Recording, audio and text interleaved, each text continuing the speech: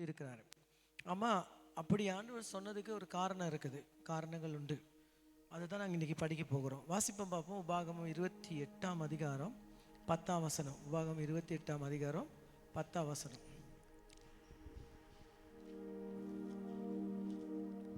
உபாகமம் அதிகாரம் 28 10ஆம் வசனம்.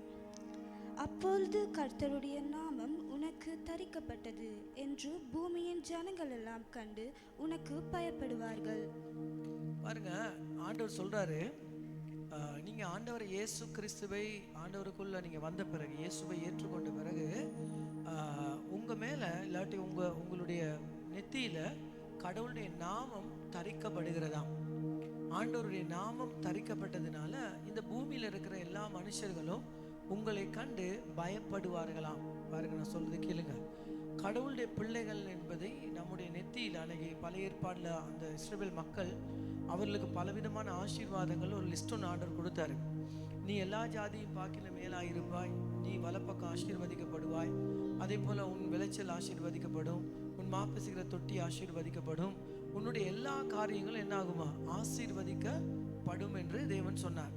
இப்போ இந்த ஆசீர்வாதத்தின் லிஸ்ட் ஆண்டவர் சொல்லிட்டு இந்த இடத்துல ஒரு ஆசீர்வாதத்தை வைக்கிறார். என்னன்னு கேட்டா, உன் நெத்தியிலே, உன்னுடைய நெத்தியிலே தேவனுடைய நாமம் தரிக்கப்படும்.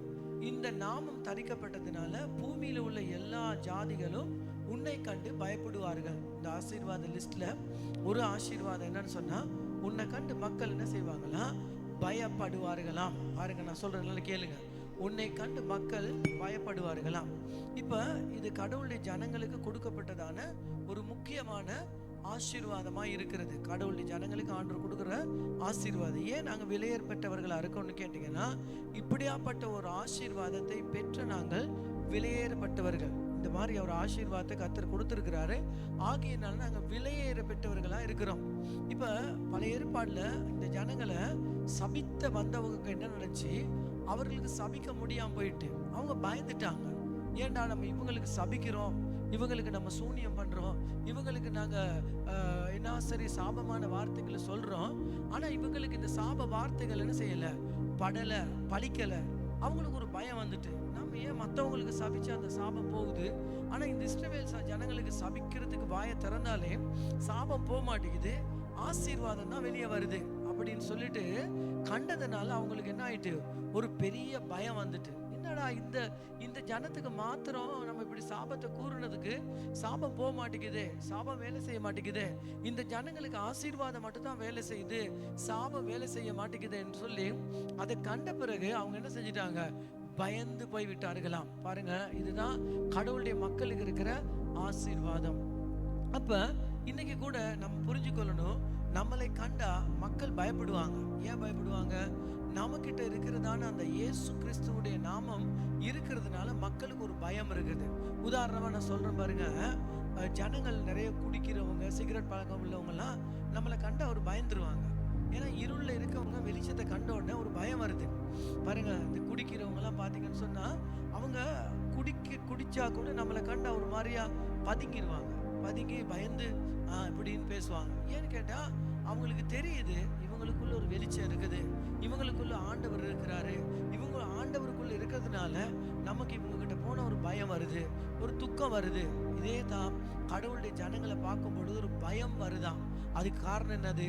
அவங்க கடவுளுடைய ஜனமா இருக்கிறதுனால அந்த ஆண்டோடைய வெளிச்சம் நமக்குள்ள இருக்கும்போது மக்களுக்கு ஒரு பயம் வருது. இன்னொரு விஷயம் நீங்க என்னன்னு கேட்டீங்கன்னு சொன்னா, இதுல அடுத்த பயம் இருக்கு. என்ன இந்த அடுத்த பயம்னு சொன்னா, பாதி பேர் எப்படின்னு சொன்னா, அவங்களை காணும் பொழுது இவங்க அடிச்சிருவாங்களோ, இவங்க நம்மளோட சண்டைக்கு வந்துருவாங்களோ, இவங்க நம்மளை ஏசிடுவாங்களோன்னு ஒரு பயம் இருக்குது இல்லையா?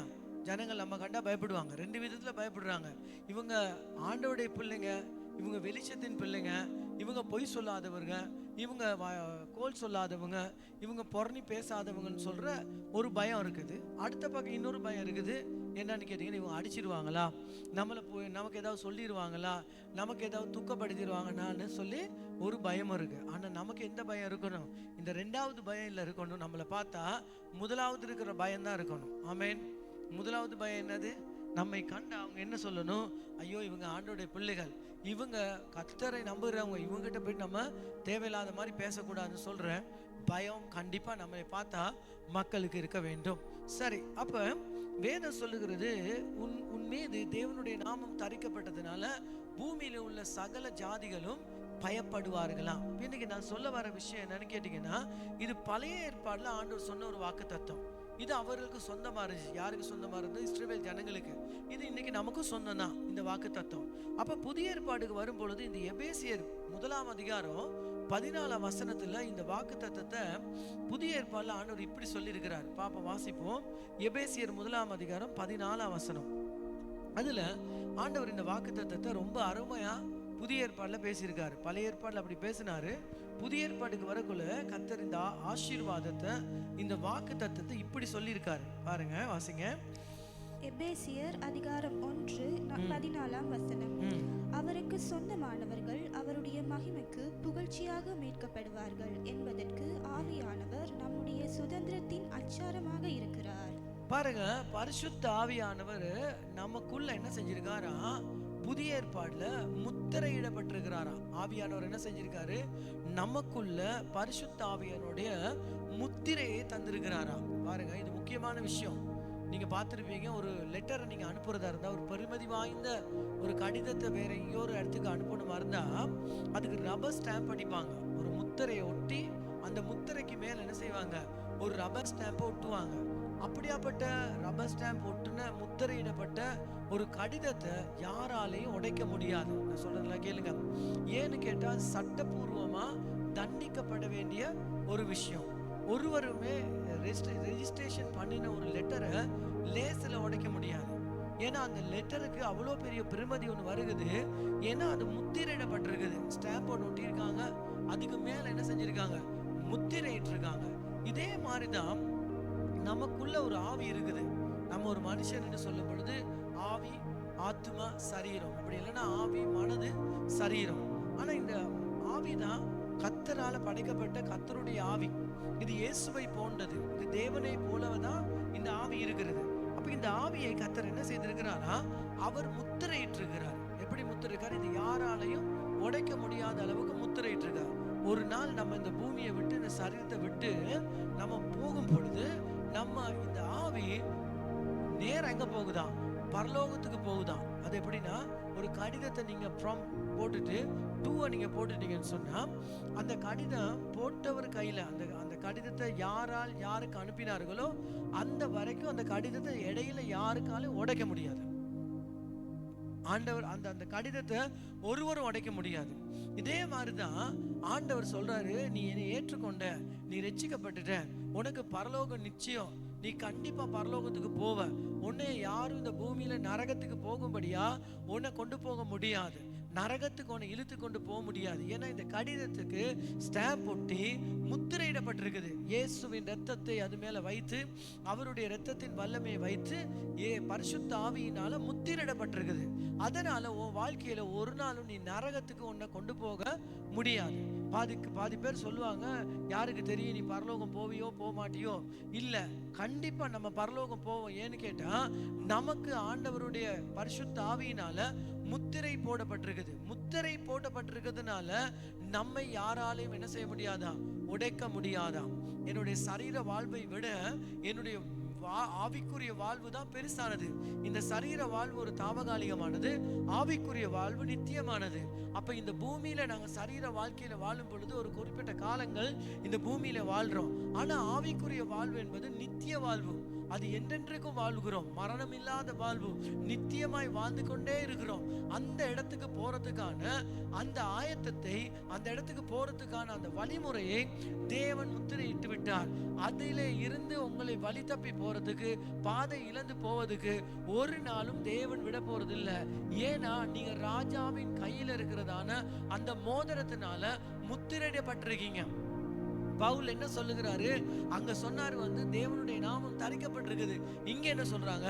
பரிசுத்த ஆவியினால நீங்க முத்திரையிடப்பட்டிருக்கீங்களா, பரிசுத்த ஆவியினால ரெஜிஸ்டர் பண்ணிருக்கீங்களா. அதனால இந்த கடிதத்தை, அப்படின்னா நீங்க பெருமதி வாய்ந்தவர்கள். உங்களுக்கு தெரியுமா, ஒரு கடிதத்துக்கு ஏன் ஸ்டாம்ப் 4-5 ஸ்டாம்ப் அடிப்பாங்கன்னு கேட்டீங்கன்னா, 4-5 ரப்பர் சீல் ஏன் அடிப்பாங்கன்னா, அந்த கடிதம் அவ்வளவு பெருமதியானது. இதே மாதிரி நீங்க ரொம்ப பெருமதியானவங்க. அதனால தான் இயேசுவின் ரத்தம், இயேசுவின் நாமம், இயேசுவின் பிசாசுடைய அதிகாரங்கள் எல்லாம் உங்களுக்கு கொடுக்கப்பட்டு கடைசியாக பரிசுத்த ஆவி என்கிறதான அந்த முத்திரைய உங்களுக்கு அடிச்சிருக்காங்கன்னா நீங்க பெருமதி வாய்ந்தவர்கள். எத்தனை பேருக்கு நான் சொல்றது விளங்குது? நீங்க ஒவ்வொருவரும் கடவுளுடைய பிள்ளை என்றால் விலையேறப்பட்டவர்கள். ஆமென். ஆண்டவருடைய பிள்ளைன்னு சொன்னா நீங்க விலையேறப்பட்டவர்கள். ஆண்டவருடைய பிள்ளைன்னு சொன்னா உங்களுடைய பெருமதியை யாருக்குமே நிர்ணயிக்க முடியாது. நீங்க பெருமதியை பார்க்கிலும் நீங்கள் விலையேறப்பட்ட பிள்ளைகளாக கடவுளுடைய பிள்ளைகள் இருக்கிறாங்க. அதுதான் அவர்கள் மீது கர்த்தர் அவ்வளோ பெரிய ஒரு பரிசுத்த ஆவியானவரை கொண்ட ஒரு முத்திரை உங்களுக்குள் வைத்திருக்கிறார். நீங்க புரிந்து கொள்ளணும் நீங்க யார் என்பதை குறித்து. ஹல்லேலூயா. இப்ப விஷயம் என்னன்னு கேட்டா, நீங்க பெருமதி வாய்ந்தவர்கள்னால உங்களுக்கு முத்திரை இட்டாட்டு, அதனால உங்களுக்கு இந்த பூமியில நீங்கள் கடந்து போனாலும் உங்களுக்கு பரலோக ராஜ்யம் நித்தியமாய் வைக்கப்பட்டுள்ளது. அதுல இருந்து உங்களை ஒதுக்குவதற்கு வழி தப்பி கொண்டு போவதுக்கு யாருக்குமே முடியவே முடியாது. சரி, ரெண்டாவது விஷயம் உங்களுக்கு புரியுறதா? நீங்க தெரிந்து கொண்டிருக்கீங்களா நீங்க யாரு? நீங்க முத்திரையிடப்பட்டவர்கள், நீங்க விலையேறப்பட்டவர்கள். நீங்க உங்க வாழ்க்கையில நீங்க அறிந்து கொள்ளணும். உங்களுடைய பெருமதியை நீங்கள் அறிந்து கொள்ள வேண்டும். இன்னைக்கு நிறைய கிறிஸ்தவருடைய வாழ்க்கையை நாங்கள் பார்க்கும் பொழுது அவர்களுக்கு தெரியவில்லை அவனுடைய பெருமதி, அவர்களுக்கு தெரியவில்லை அவருடைய தகுதியை. கர்த்தர் என்ன சொல்றாருன்னு சொன்னா, மகனே மகளே, நான் உன்னை தகுதிப்படுத்திட்டேன், நான் உனக்கு முத்திரை இட்டுட்டேன், நீ பரலோகத்துக்கு உரிமையாளர், நான் உன்னை மாத்திட்டேன். உன்னுடைய தகுதியை நீ புரிந்து கொள்ள வேண்டும். நான் இன்னைக்கு என்ன சொல்ல வரேன்னா, நீங்க யார் என்பதை உங்களுடைய தகுதியை நீங்கள் அறிந்து கொள்ள வேண்டும். கர்த்தர் உங்களை எங்க வச்சிருக்கிறாரோ அந்த இடத்துல நீங்க நிக்கணும்.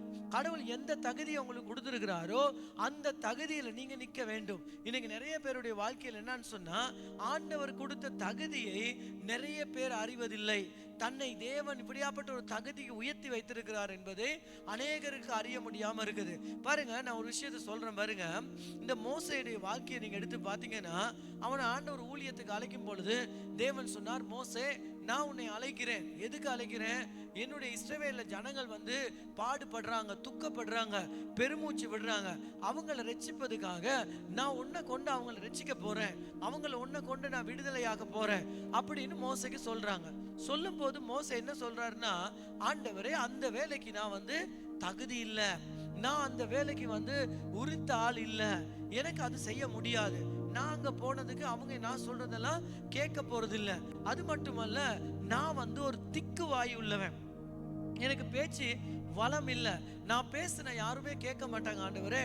என் வாய் திக்கா இருக்கிறதுனால எல்லாரும் என்னுடைய பேச்சை யாரும் விரும்புவதில்லை. பாருங்க, ஏன் இவன் இப்படி சொல்றான்னு கேட்டா, இவன் பல வருஷம் மனுஷர்களோட பேசுவதை விட்டு இந்த ஆட்டுக்குட்டிகளோட பேசிக்கிட்டே இருந்தான். இந்த ஆடுகளோட வேலை செஞ்சதுனால இவனுடைய பேச்சு திறமை கூட ஒருவேளை இல்லாம போயிருக்கலாம். இப்ப இவன் சொல்றான், ஆண்டவரே எனக்கு பேச முடியல, எனக்கு வாயில வார்த்தை வராது, நான் பேசி யாருமே கேட்க போறது இல்ல, அதனால இதுக்கு நான் தகுதி இல்ல. நீங்க யாராவது ஒருத்தரை போயிட்டு நீங்க சந்திங்க, யாராவது ஒருத்தரை போயிட்டு நீங்க தெரிஞ்சுக்கொள்ளுங்க, நான் ஒரு திக்கு வாயா இருக்கு, அதனால நான் பேச மாட்டேன், என்னால பேச முடியாது. அவனுக்கு என்னன்னா, அவனுக்குள்ள ஒரு குறைவான மதிப்பீடு, அவனுக்குள்ள தன்னை குறிச்சு ஒரு கேவலமான இலக்கமான ஒரு எண்ணம். நான் இதுக்கு தகுதி இல்லை, நான் இதுக்கு பெருமதி இல்லை. இன்னைக்கு நிறைய பிள்ளைகளுக்கு, கடவுளுடைய பிள்ளைகளுக்கு அவங்களை குறிச்சு ஒரு தகுதி குறைவு, அவங்களை குறிச்சு ஒரு மேன்மையான எண்ணம் கிடையாது.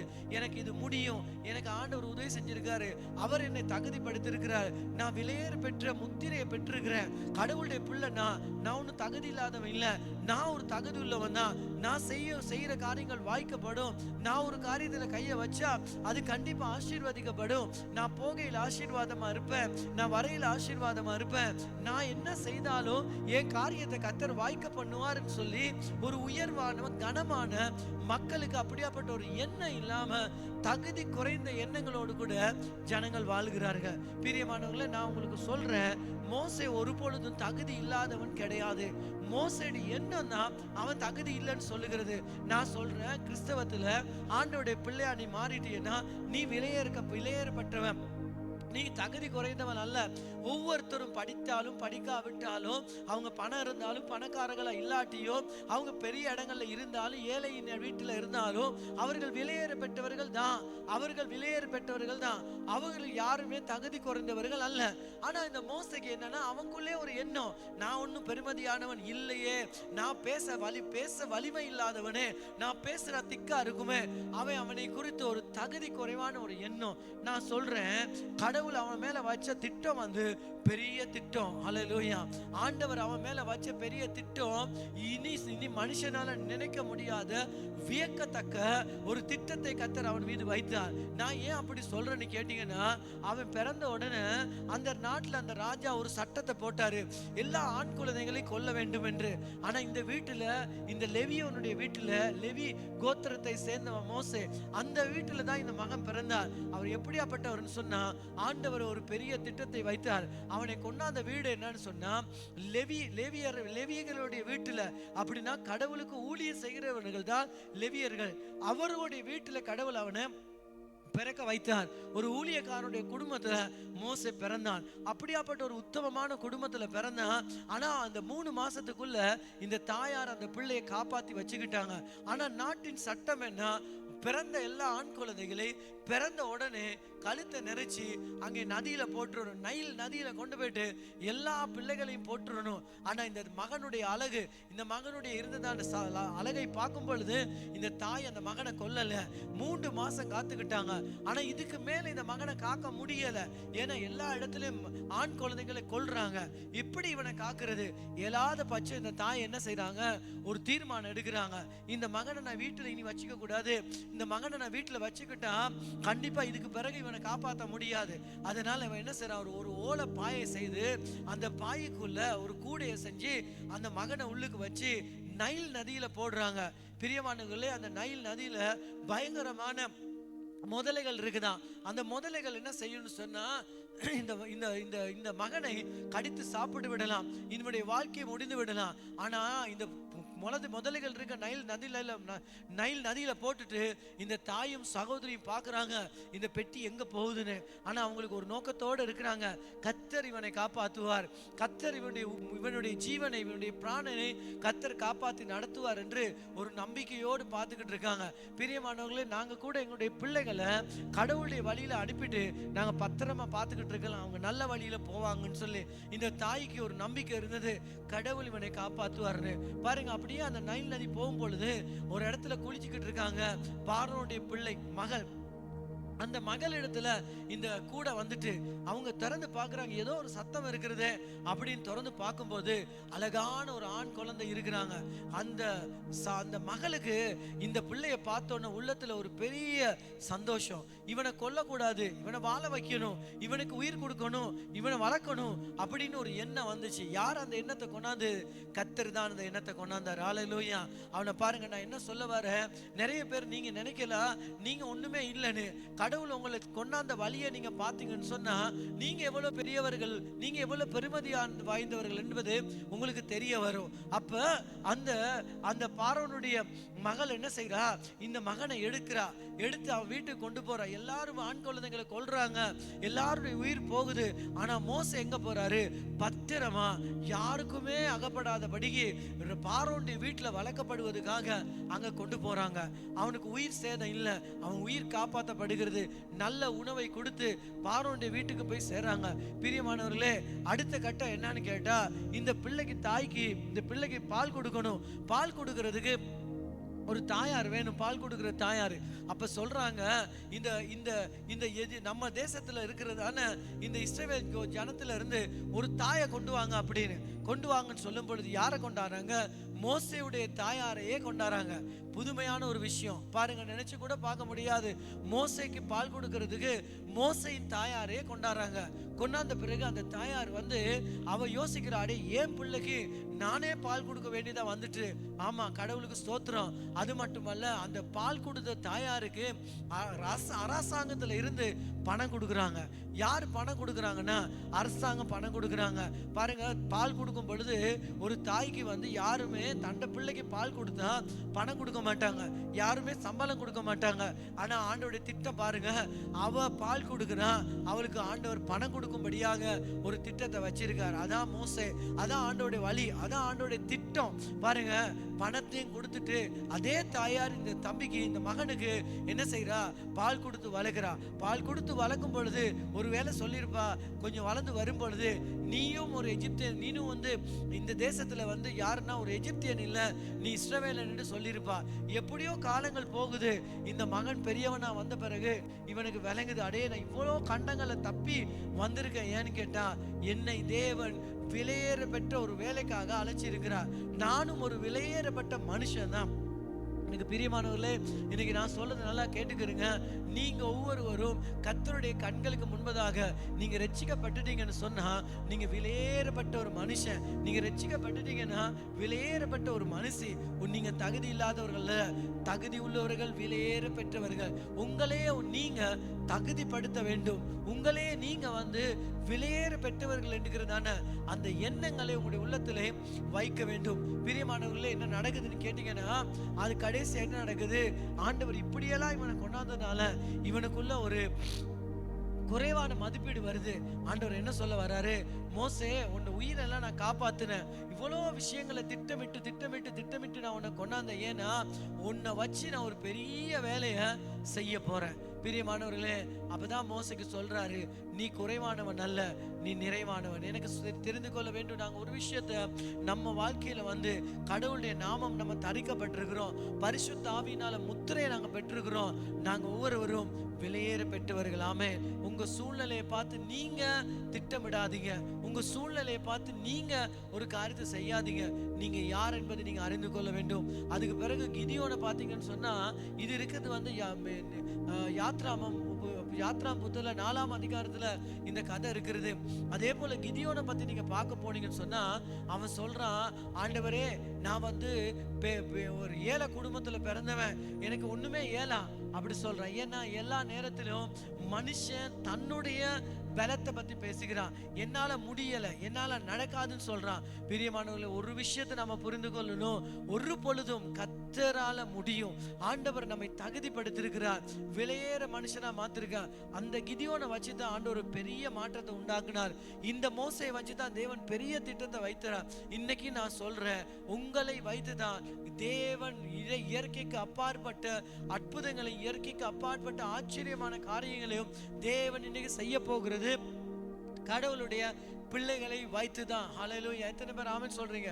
ஆமென். உங்க ஒவ்வொருவரை வச்சு கர்த்தர் இயற்கைக்கு அப்பாற்பட்ட அற்புதங்களையும் இயற்கைக்கு அப்பாற்பட்ட அதிசயங்களும் தேவன் செய்கிறவராய் இருக்கிறார். பிரியமானவர்களே, ஒரு விஷயத்தை நாம புரிந்து கொள்ளணும். இன்னைக்கு இருக்க நிறைய பிரச்சனை என்னன்னு கேட்டா, மக்கள் இன்னைக்கு மனுஷனுடைய புகழ்ச்சியை கேட்டு ஒரு மாதிரி ஆகிறாங்க.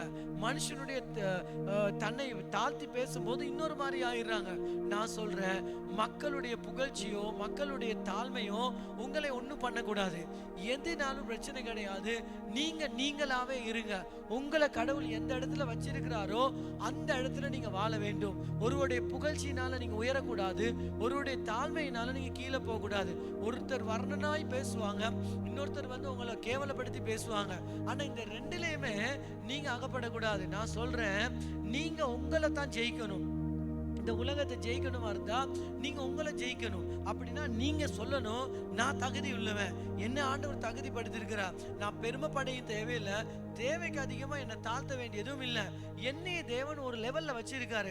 எப்பொழுதுமே நீங்க உங்களை கனப்படுத்தினாதான் மற்றவங்க உங்களை கனம் பண்ணுவாங்க. எப்பொழுதுமே நீங்க உங்களை கனஈனப்படுத்தினா யாரும் உங்களை கனஈனப்படுத்த மாட்டாங்க. நீங்க உங்களை மதிச்சாதான் மக்கள் உங்களை மதிப்பாங்க. நீங்க உங்களை மதிக்கலன்னு சொன்னா எந்த மனுஷனும் உங்களை மதிக்க போறது இல்ல. நீங்க உங்களை உயர்த்தினாதான் மக்கள் உங்களை உயர்த்துவாங்க. நீங்க உங்களை தாழ்த்தினா ஜனங்க உங்களை தாழ்த்துவாங்க. நான் சொல்றது புரிஞ்சுக்கொள்ளுங்க. நீங்க ஏன் உங்களை கனப்படுத்தணும்? உங்களை கர்த்தர் கனப்படுத்தி இருக்கிறார். நீங்க ஏன் உங்களை தைரியப்படுத்தணும்? கர்த்தர் உங்களை தைரியப்படுத்தி இருக்கிறார். நீங்க ஏன் உங்களை உயர்த்தணும்? கடவுள் உங்களை உயர்த்தி இருக்கிறார். ஆமென். எத்தனை பேருக்கு நான் சொல்றது விளங்குது? மக்களுடைய தாழ்மை உங்களை தாழ்த்தப்படுத்தாது. நீங்க உயர்ந்திருக்க வேண்டும். நீங்க தான் உங்களுக்கு சாதாரணமா இருக்கணும். நீங்க உங்களுக்கே அசாதாரணமா வாழக்கூடாது. நீங்க உங்களையே அசாதாரணமா நினைக்க கூடாது. நீங்க உங்களை சாதாரணமா நினைக்கணும். ஆமா, ஆண்டவர் என்னை உயர்த்தி வைத்திருக்கிறார், நான் ஏன் கீழே போக இருக்குது. இன்னைக்கு நிறைய பேருக்கு என்னன்னா, அவர் என்னை பத்தி என்ன நினைச்சாரு, இவர் என்னை பத்தி என்ன நினைச்சாரு, அந்த அக்கா என்னை பத்தி என்ன நினைச்சிச்சு.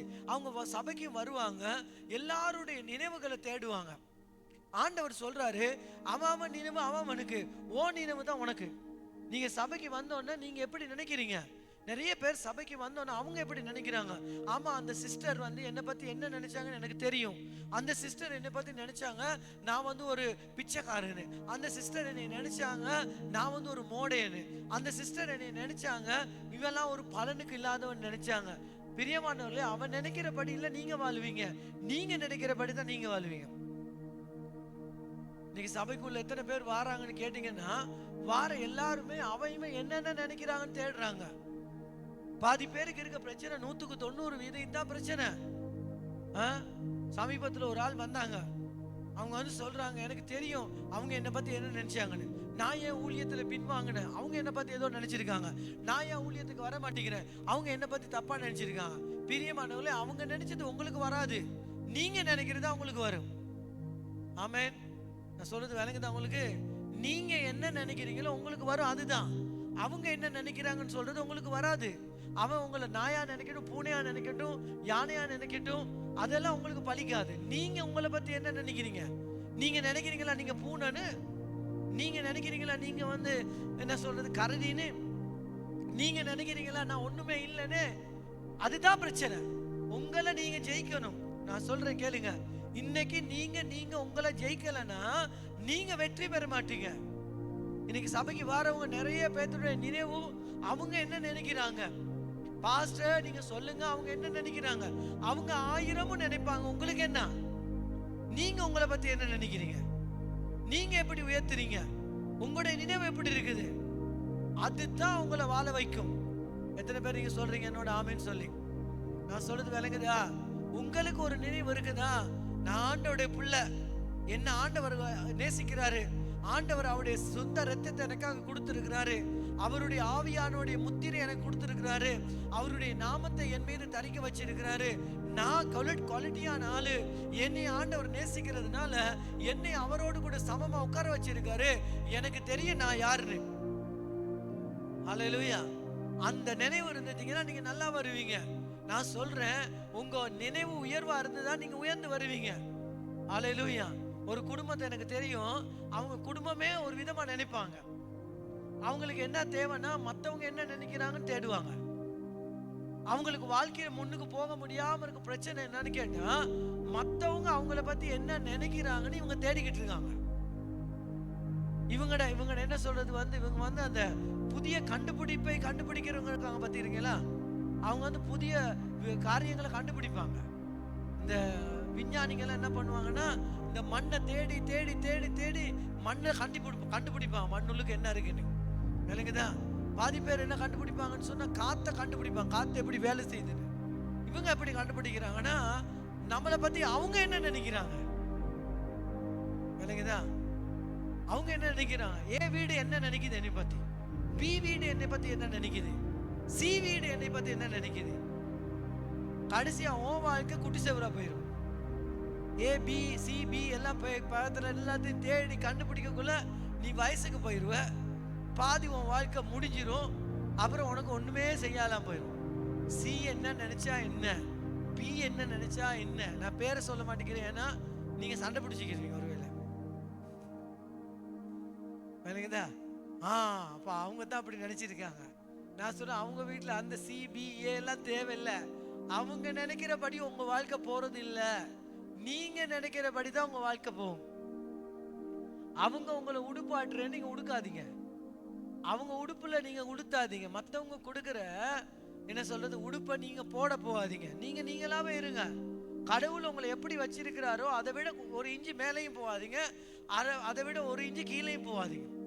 கடவுள் உங்களை எங்க வச்சிருக்காரோ நீங்க அங்க இருங்க. ஆமென். கடவுள் எங்க வச்சிருக்காரு அந்த இடத்துல இருங்க. ஆண்டவர் வச்ச இடத்துல ஏறாதீங்க, இறங்காதீங்க. ஆமென். ஏறையும் வேணாம், இறங்கியும் வேணாம், அந்த இடத்துல இருங்க. கடவுள் உங்களை உன்னதத்திலே அவரோடு கூட வலது பார்சல உட்கார பண்ணியிருக்காரு. அப்ப நீங்க அதை விட்டு இறங்கிடாதீங்க. பாதி பேருக்கு வந்து எப்படின்னு கேட்டா பாருங்க, ஒரு முறை ஒருத்தருக்கு அந்த என்ன சொல்றது, தாஜ் சமுத்திரத்துல ஒரு ஊழியக்காரனுக்கு ஒரு ஹோட்டல் ஒன்று போட்டு கொடுத்தாங்களாம். நல்ல ஒரு அறை ஒன்று போட்டு, அந்த ஃபுல் போட் அப்படின்னா முழு நாளும் சாப்பிட்றது குடிக்கிறது எல்லாமே ஃப்ரீ, குளிக்கலாம் சாப்பிடலாம் நல்லா வாழலாம் போட்டு கொடுத்துட்டாரு ஒருத்தர் காசு கொடுத்து. அவர் அங்கே போயிட்டு அந்த கட்டலில் உட்காந்தாரு. அது ஸ்ப்ரிங் பெட் கட்டல் தானே, அது ஒரு மாதிரி ஆடிச்சான்.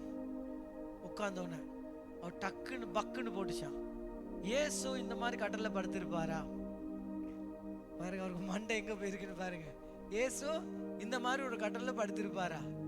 ஆமா, இயேசுட காலத்துல ஸ்ப்ரிங் மெட்ரஸ் இருக்குல்லதான், அங்க ஒன்ன சரி இருந்திருக்கும், என்ன பலகை கட்டில் தான் இருந்திருக்கும், இல்லாட்டி சாக்கு கட்டில் இருந்திருக்கும். நமக்கு தெரியும், நாங்களும் இருக்கலாங்க. அப்ப சாக்கு கட்டில் தான் இருந்திருக்கும். இவருக்கு ஒரே யோசனை, அப்ப இயேசு படுக்காத கட்டில நான் ஏன் படுக்கணும்? இயேசுவே மெட்ரஸ்ல படுக்கல, இயேசுவே ஸ்ப்ரிங் மெட்ரஸ்ல படுக்கல, நான் மட்டும் ஏன் ஸ்ப்ரிங் மெட்ரஸ்ல படுக்கணும் அப்படின்னு சொல்லிட்டு என்ன செஞ்சிட்டாரா, அந்த மெட்ரஸ்ல இருந்த அந்த பெட்ஷீட்டை எடுத்து கீழே போட்டு கீழே படுத்திருக்காரு. பாருங்க எவ்வளோ அநியாயம் பாருங்க. பாதி பேருக்கு என்னன்னா, அவங்களுக்கு ஒரு தகுதி கிடைக்கும் போது அதில் அனுபவிக்க மாட்டாங்க.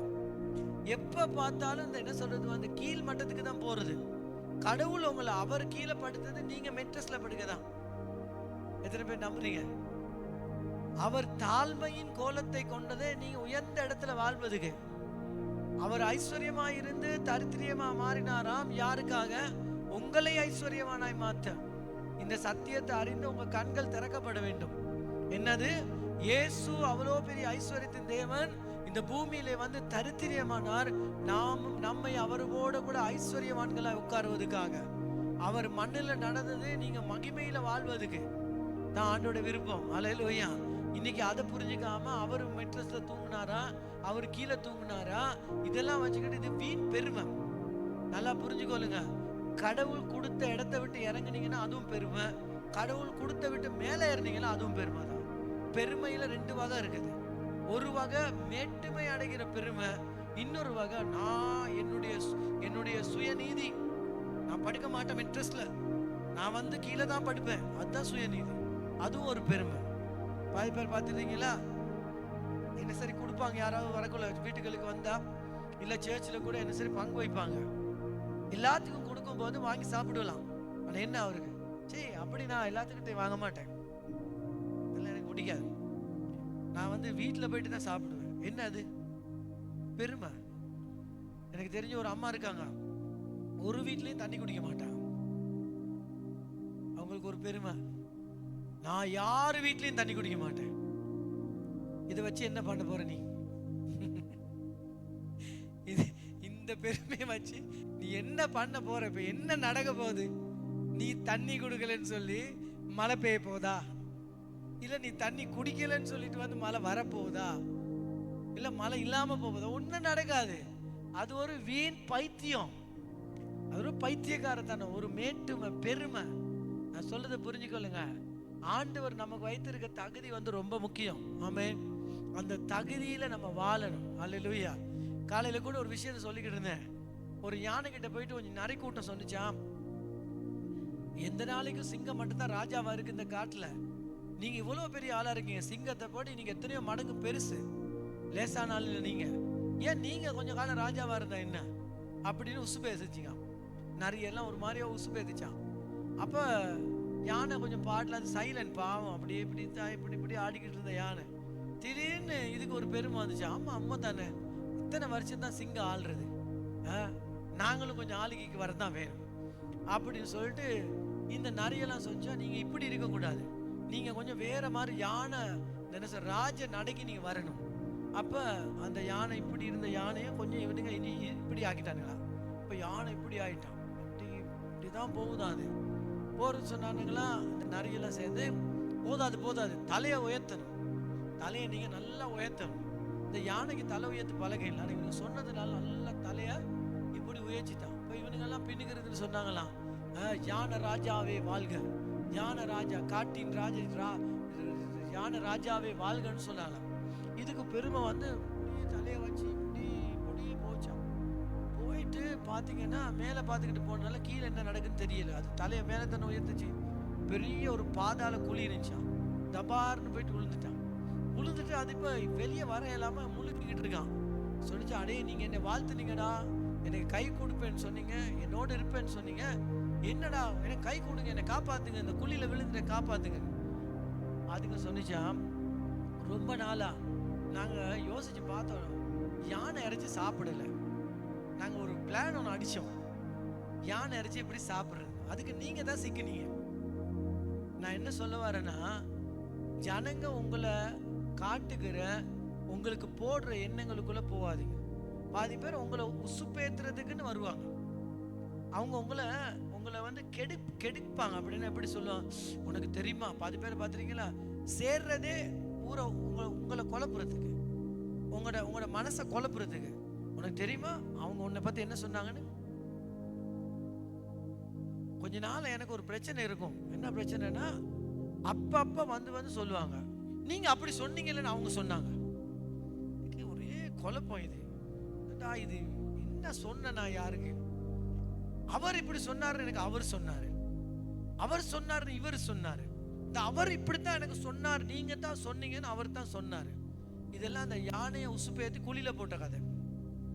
எனக்குதா நான் என்ன சொல்ல வரேன்னா, நான் ஒரு நாள் சொன்னேன், எனக்கிட்ட யாரை பத்தியும் கோல் சொல்ல வராது, யாரை பத்தியும் குறை சொல்லாத.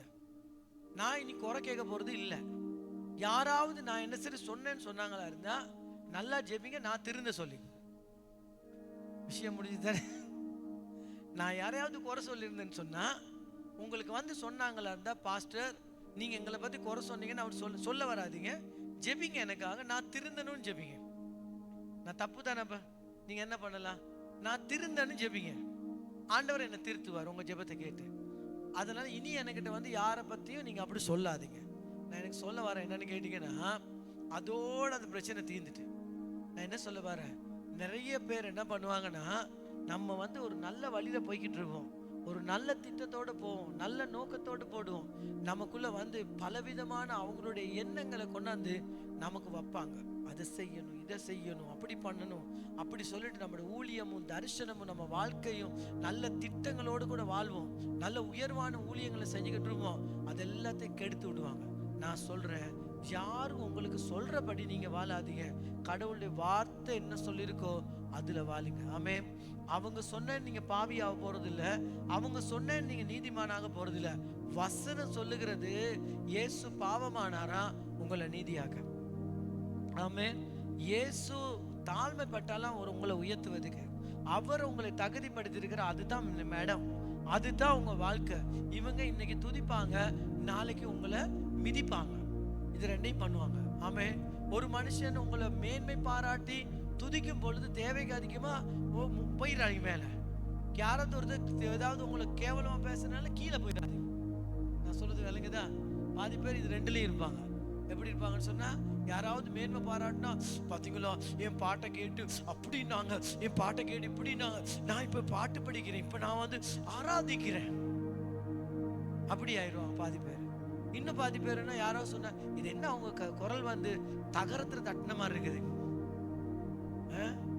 தகர மாதிரி டங்ன்னு கேக்குது, ஐயோ என்னை பாருங்களேன் தகரத்துல தட்டின மாதிரி இருக்குன்னு சொன்னாங்க, என் குரல் வந்து நல்லா இல்லையா, நான் இனிமேல் ஊழியத்துக்கு வரமாட்டேன்.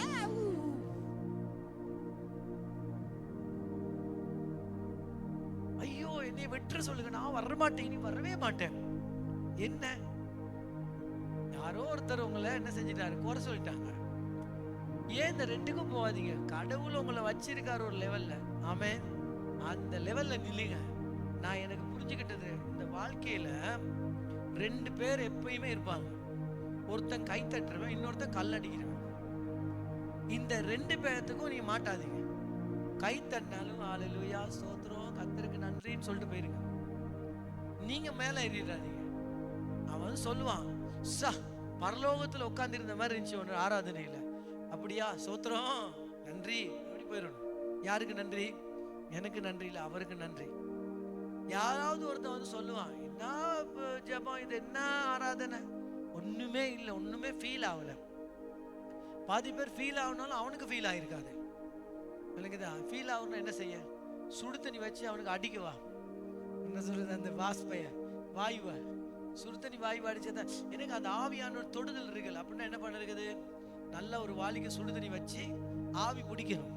அப்பதான் அவனுக்கு ஆவி படும், இல்லைன்னா படாது. அப்படி இருக்காங்க ஆளுங்க. அவங்க ஆவி படலைன்னு சொன்னதுனால நீ ஆவி இறங்கிறாத. அவனுக்கு ஆவி வந்துச்சோ வரலையோ அது நமக்கு தெரியாது. உங்களுக்குள்ள இருக்க ஆவியானவர் இருக்காரு. ஆமே. அந்த ஆவியானவரை நீங்க இழக்க கூடாது. நான் சொல்றது இத்தனை பேருக்கு புரியுது? நீங்க தெரிஞ்சுக்கொள்ள நீங்க யாரு. அல்லேலூயா. நீ யாருன்னு நீ அறிஞ்சுக்கிட்டேன்னு சொன்னா ஒன்னு அசைக்க முடியாது. ஜெயிக்க வேண்டியது உலகத்தல்ல, நீ உன்னைய ஜெயிக்கணும். இந்த மாதிரி மக்களுடைய பொய்யான வார்த்தைகளை கேட்டு விழாம இருந்தேன்னு சொன்னா உன்னை ஜெயிக்கிறதுக்கு யாரும் வரமாட்டான். மக்களுடைய பொய் தீமையான வார்த்தைகளை கேட்டு அதைரியப்படாம துணிச்சலோட கடவுள் எனக்கு கொடுத்திருக்காரு, இந்த வேலையை நான் தொடர்ந்து செய்வேன், கடைசி வரைக்கும் செய்வேன், அப்படியாப்பட்ட ஆர்வத்தோட நீ போனியா இருந்தா உன்னை ஜெயிக்கிறதுக்கு ஒருத்தன் இந்த பூமிக்கு வரமாட்டான். நான் சொல்றேன், பிசாசுக்கு அல்ல பிரச்சனை இருக்குது, உன்னைய ஜெயிக்கிறது தான் உன்ன பிரச்சனை. பிசாசுக்கு உன் வாழ்க்கையில ஒன்றும் பண்ண முடியாது. உன் வாழ்க்கையை நீ தான் பண்ணிக்கணும். பிசாசு எப்ப பண்ணுவான்னு சொன்னா நீ உன்னை தகுதி குறைவா நினைக்கும் போது அவனுக்கு கொண்டாட்டம். புரிஞ்சுக்கொள்ளுங்க. பிசாசுக்கு எப்ப கொண்டாட்டம் வரும்னா நீ உன்னைய தகுதியே இல்லைன்னு நினைச்சியன்னா அவன் உன்கிட்ட எல்லாத்தையும் கொட்டுவான். நீ என்னைக்கு ஓண்ட ஸ்தானத்துல நிக்கிறியோ அவனால கூட உன்னை தோக்கடிக்க முடியாது. ஆமென். அவன் எவ்வளவு ட்ரை பண்ணாலும் தோக்கடிக்க முடியாது. உன் வைஃப் அல்ல உன்னுடைய பிரச்சனை, உன்னுடைய கணவன் அல்ல உன்னுடைய பிரச்சனை, உன்னுடைய பிள்ளைகள் அல்ல உன்னுடைய பிரச்சனை, உன் பிரச்சனை நீதான். ஆண்டவர் இந்த காலையில் உங்களுக்கு ஒரு விஷயம் சொல்றாரு. ஆமென். யார் பிரச்சனை? நீங்க தான் பிரச்சனை. எத்தனை பேருக்கு வேலைங்க நான் தான் பிரச்சனைன்னு? நான் ஏன் இவங்க கதையெல்லாம் கேட்டு உழுறேன்னு அதை நான் தான் பார்த்துக்கணும். ஆமென். அல்லேலூயா. நான் தான் பார்த்துக்கணும். என்ன இவன் எனக்கு என்ன சொல்ல இருக்குது? இவன் யார் என்ன குறை பேசுறதுக்கு? என்ன ஆண்டவர் உயர்த்தி இருக்காரு, நான் நிப்பேன். என்ன அழைச்சிருக்காரு, ஆண்டவருடைய பிள்ளை நான், என்னைய கூப்பிட்டு இருக்காரு, நான் இதை இப்படித்தான் செய்வேன். நீங்க நின்றீங்கன்னா பாதாளமே எகன்ஸ்டா வந்தாலும் ஒண்ணும் பண்ணலாம். எத்தனை பேருக்கு நான் சொல்றது புரிஞ்சுட்டு? ஆமென். தாவீது அவன் புரிஞ்சிட்டான் நான் யாருன்னு. சாமுவேல் புரிஞ்சிட்டாரு நான் யாருன்னு. நான் பைபிள் சொல்றேன், அவங்க யாருன்னு புரியாதவங்க பிற்காலத்துல புரிஞ்சுக்கிட்டாங்க, ஆனா ஒரு சிலர் முன்காலத்திலே புரிஞ்சுக்கிட்டாங்க. சாமுவேல் புரிஞ்சுக்கிட்டான் ஒரு காரியத்தை. சின்ன பையனா இருந்தான், சத்தம் கேக்குது, ஏலி வீட்டுல இருக்கிறான். ஏலி வீட்டுல அவன் ஒரு சின்ன ஊழியக்காரன். அவங்க அம்மா அவனை கொண்டாந்து ஏலி வீட்டுல விட்டுட்டாங்க. அவன் பிறந்து பால் குடிச்சு முடியக்குள்ளே ஏலி கிட்ட கொண்டாந்து விட்டுட்டாங்க.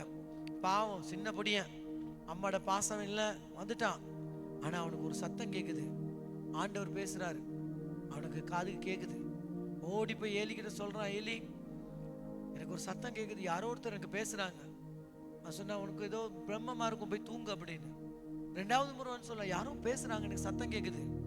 அப்பயும் சொல்றான் தூங்குன்னு. மூணாவது முறை சொல்றான் யாரோ பேசுறாங்க, எனக்கு சத்தம் கேக்குது. அப்ப ஏலி சொல்றாரு, கர்த்தர் உன்னோட பேசுறாரு போல.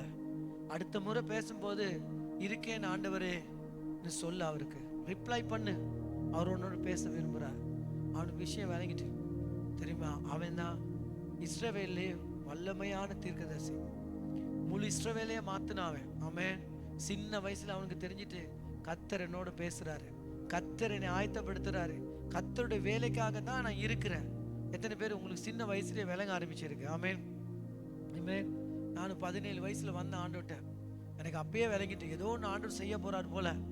ஆண்டவர் பேசுறது எனக்கு விளங்குது, ஆண்டவர் சொல்றது எனக்கு கொஞ்சம் விளங்க ஆரம்பிச்சுட்டு அதை அப்படியே பிடிச்சிட்டு வந்தேன். யாரெல்லாம் சொல்லுவாங்க நீ ஒன்றும் இல்லடா, உனக்கு அது இல்லை இது இல்லை, நீ அது பண்ணலை இது பண்ணலை, உனக்கு இது என்னடா இருக்குன்னு கேட்டாங்க.